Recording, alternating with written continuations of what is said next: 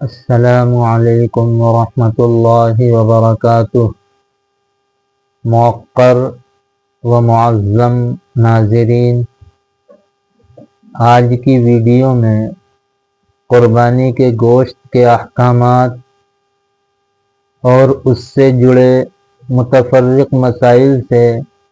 سامعین و اراکین کو آگاہ و باخبر کیا جائے گا انشاءاللہ تعالی۔ بسم اللہ الرحمن الرحیم۔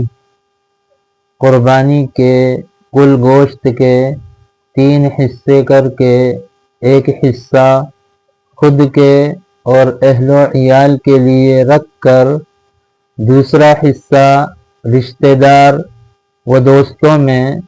اور تیسرا حصہ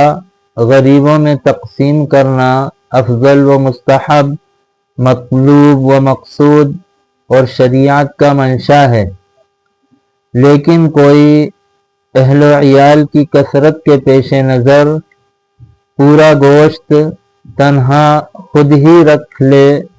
اور اپنے استعمال میں لے آئے تب بھی کوئی حرج اور شرعاً اس پر کوئی تنگی و باز پرس نہیں ہے، مگر گنجائش ہوتے ہوئے غریبوں کو نہ دینا ناپسندیدہ عمل بہرحال ضرور ہے۔ عید کے ایام اللہ تعالی کی جانب سے بندوں کی مہمانی کا وقت ہے، اس لیے کوشش یہی ہونی چاہیے کہ غربا فقراء میں سے کوئی ان دنوں گوشت سے محروم رہ کر ترسے نہیں اور اللہ کی میزبانی احسن طریقے پر پوری ہو،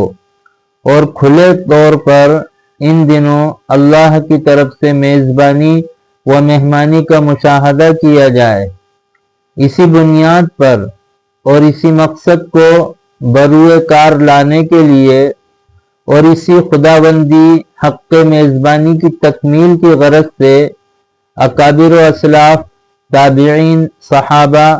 بلکہ خود حضور اکرم صلی اللہ تعالی علیہ وسلم کئی جانور بنفس نفیس قربان فرماتے تھے۔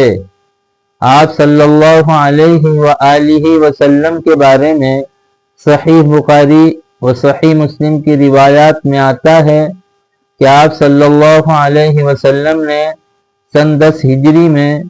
حجۃ الوداع کے موقع پر 100 اونٹوں کی قربانی فرمائی، اور اللہ کی طرف سے بندوں کی ضیافت اور مہمانی میں کمی کوتاہی نہ ہو، اسی لیے شروع اسلام میں غربت اور گوشت کی قلت و کمی کی وجہ سے قربانی کا گوشت ذخیرہ کر کے اور جمع کر کے رکھنے سے منع کر دیا تھا، گرچہ کے بعد میں یہ پابندی ختم کر دی گئی، اور اب جب تک چاہیں جتنے دن چاہیں قربانی کا گوشت جمع کر کے رکھ سکتے ہیں اور استعمال کر سکتے ہیں۔ اور عید کے ان دنوں میں بھرپور مہمانی کا مظاہرہ ہو، اسی لیے قربانی کا گوشت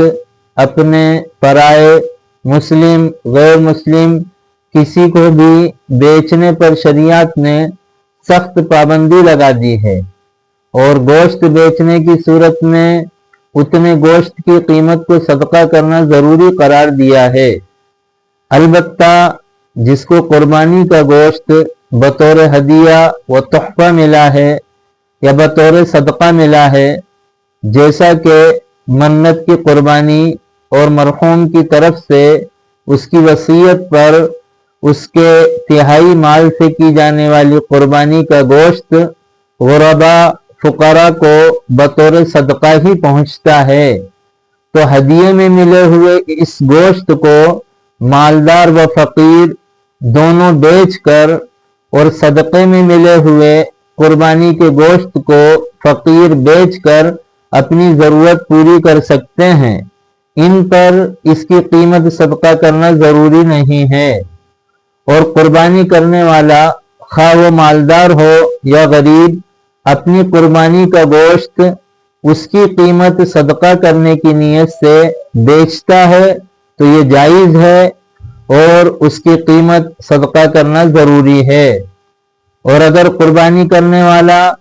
اپنی قربانی کا گوشت اس کی قیمت صدقہ کرنے کی نیت سے نہیں بیچتا ہے تو یہ بیچنا جائز نہیں ہے،